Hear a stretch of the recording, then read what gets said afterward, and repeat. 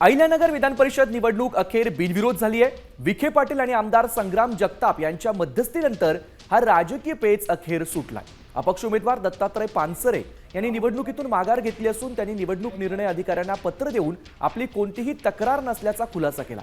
तर दत्तात्रय पानसरे यांनी निवडणुकीत माघार घेतल्यानं महायुतीचे उमेदवार प्राजक्त तनपुरे हे बिनविरोध निवडून आलेत।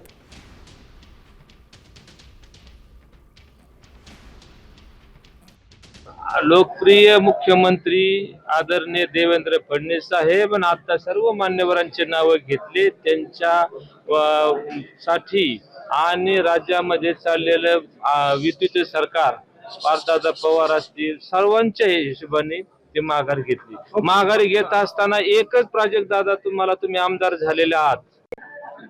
चारी आजचे आपले उमेदवार जे होते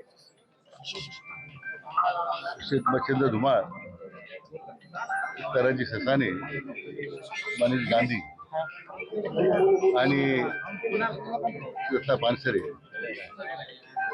यांनी महायुतीचे उमेदवार मान्य प्राजक्त दादा तनपुरे यांना पाठिंबा दिला आणि आज ही निवडणूक अहिल्यानगरची बिनविरोध झाली।